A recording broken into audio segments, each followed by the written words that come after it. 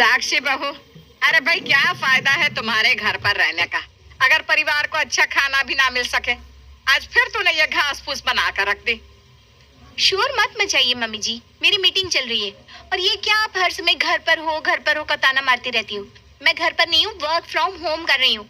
अरे घर से काम करना क्या काम नहीं होता। देख बहू, है तो तू घर पर ही ना। अरे क्या बिगड़ जाएगा अगर जरा सी देर इस कंप्यूटर को छोड़कर तू सब्जी झोंक देगी। मम्मी जी मैंने दाल चावल बनाकर रखे हैं, आप खा लीजिए। अरे तू ही खा ले दाल चावल, मेरे लिए तो तू कढ़ी बना दे, मैं कढ़ी चावल खाऊंगी। अरे मम्मी, कढ़ी कोई 10 मिनट में बनने वाली चीज है क्या? घंटे लगते हैं उसे बनाने में। प्लीज आप ना दाल खा लीजिए, मैं कल बना दूंगी कढ़ी। पता नहीं कैसी बहू आ गई हमारे घर, 2 फुलके बनाकर खिलाने को राजी नहीं है। अरे हम तो चावल खा लेते हैं, फुलके मांग भी नहीं रहे, लेकिन चावल के साथ कुछ तो बनाइए बहू रानी। इसके हिसाब से चलूंगी ना तो ये रोज दाल चावल और खिचड़ी बनाकर खिला देगी।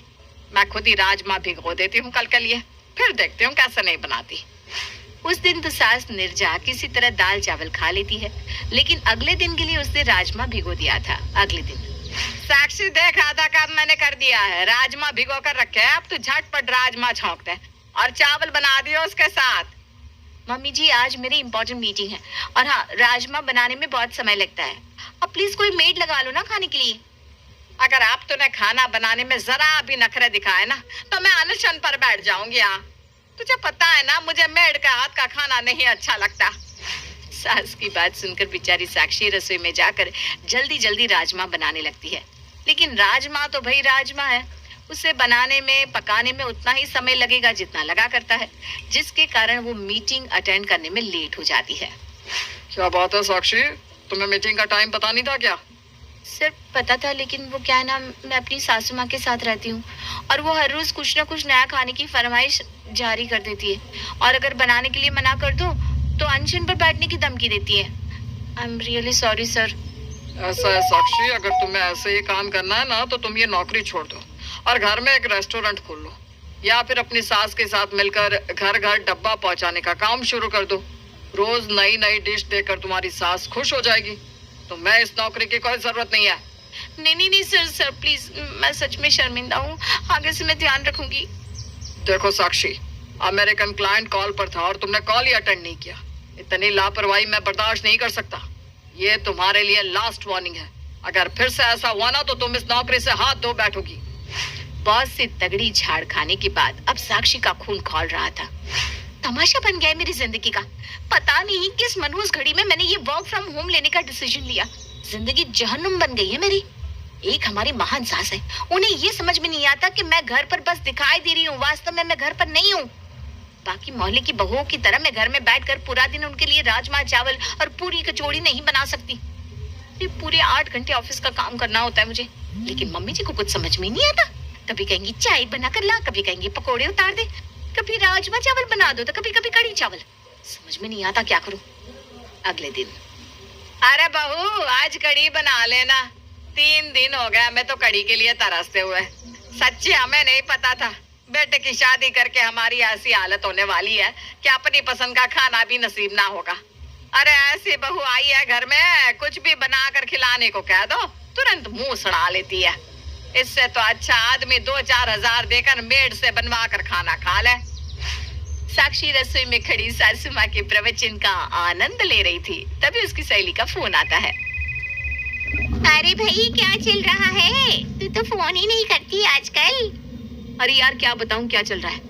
मैं बस कोई ऐसा अलादीन का चिराग ढूंढ रही हूँ जिसको घिसने से ना कढ़ी राजमा छोले 15 मिनट के अंदर बनकर तैयार हो जाए, ताकि मुझे सास और बॉस दोनों की बातें सुनने से मुक्ति मिल जाए।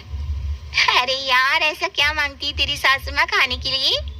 हर तीसरे दिन उन्हें खाने में कढ़ी चाहिए होती है, और अगर कह दो कि कढ़ी बनाने का मेरे पास टाइम नहीं है तो कहेंगे छोले बना ले, राजमा बना ले, सांभर बना ले।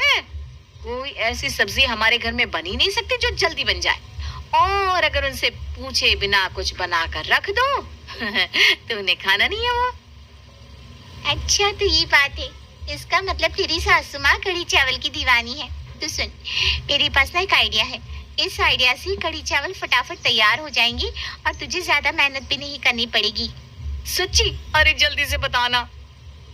दक्षिया धीमी आवाज में साक्षी को कुछ बताने लगती है। अरे वाह यार, तूने क्या बढ़िया आइडिया दिया है।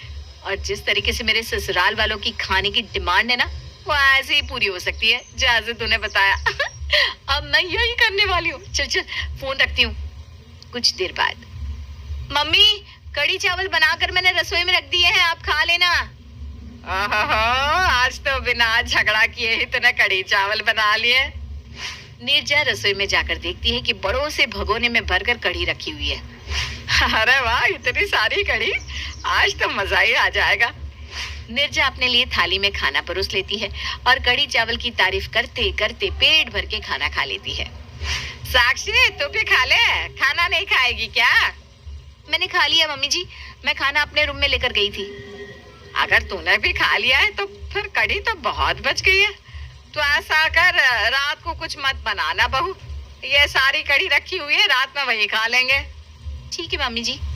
अगले दिन सुबह भी नीरजा रात की कढ़ी खाकर ही काम चला लेती है, लेकिन कढ़ी इतनी ज्यादा थी कि वो अभी भी खत्म नहीं हुई थी। मम्मी जी, अब इस कढ़ी को फेंक कर शाम के लिए दाल बना दूं? अरे नहीं नहीं नहीं, इतनी बढ़िया कढ़ी बनी है। और कढ़ी ना कभी बासी नहीं होती। कढ़ी को तो जितना बासी करके खाओ ना, उतना ही स्वाद आता है उसमें। तो ऐसा कर, अपने लिए तुम लोगों को जो बनाना है बना लो, मेरे लिए तो तू कढ़ी रख दे, मैं कढ़ी से ही रोटी खा लूंगी। ठीक है मम्मी जी। अगले दिन सुबह। अच्छा बहू, तुझे रोज रोज मेरे लिए कढ़ी बनाने में दिक्कत होती है ना, तो ऐसा कर, ऐसे ही इकट्ठी कढ़ी बनाकर रख दिया कर। 2-3 दिन मेरा काम उसी से चल जाया करेगा। अब तो फिर कढ़ी बना देना। और हाँ, कढ़ी में ना पकोड़े भी डाल देना। पिछली बार तेरी कढ़ी में पकोड़े नहीं थे ना। ठीक है मम्मी जी, मैं आज फिर बना दूंगी। अब तो साक्षी खाना बनाने में जरा सी भी ना नकुर नहीं करती थी। वो खुशी खुशी सास के लिए कढ़ी चावल बनाती और नीरजा भी उसकी बनाई कढ़ी को 1-2 दिन तक बड़े आराम से फ्रिज में रखकर खाती रहती। एक दिन घर की डोरबेल बजती है। मम्मी जी, सरोज मौसी जी आई हैं। अरे सरोज, बड़े दिनों बाद इधर की तरफ आ गई है। हाँ दीदी, आजकल समय नहीं मिलता ना। वो क्या ना, चौक वाले गुरुद्वारे में लंगर शुरू हुआ है। उनके लंगर में इतना बढ़िया कढ़ी चावल मिलते हैं, क्या बताऊं, खाकर मजा ही आ जाता है। आज मैं आपके लिए भी लंगर से कढ़ी लेकर आई हूँ। आप भी प्रसाद को चख कर देखो। आपको तो कढ़ी वैसे भी बहुत पसंद है ना। हाँ, बात तो तेरी सही है, कढ़ी मुझे बहुत पसंद है, लेकिन तूने अभी मेरी बहू के हाथ की कढ़ी नहीं खाई। अरे इतनी बढ़िया कढ़ी बनाती है ना मेरी बहू कि बस खाने वाला अपनी उंगली चाटता रह जाए। और एक कमी रहती है, बहू कढ़ी में ना पकोड़े डालने में बड़ी कंजूसी करती है, और फिर कढ़ी में पकोड़े ढूंढने में ना मारा मारी हो जाती है हमारे घर में। अच्छा भाई, इतनी तारीफ कर रही हो तो लाओ, हमें भी खिला दो जरा बहू के हाथ की कढ़ी। अरे क्यों नहीं, तू बैठ, मैं अभी लेकर आई। दीदी बस थोड़ी सी लेकर आना, मुझे चखना ही है। खाना तो मैं गुरुद्वारे से खा कर आई हूँ। नीरजा अपनी बहन के लिए कटोरी में थोड़ी सी कढ़ी लेकर आती है। कढ़ी का एक चम्मच मुंह में रखते ही, अरे दीदी, ये कढ़ी आपकी बहू ने बनाई है? नहीं तो क्या। ऐसा कैसे हो सकता है? आपकी बहू ने तो बिल्कुल वही टेस्ट की कढ़ी बनाई है जैसी मैं अभी लंगर से खा कर आ रही हूँ।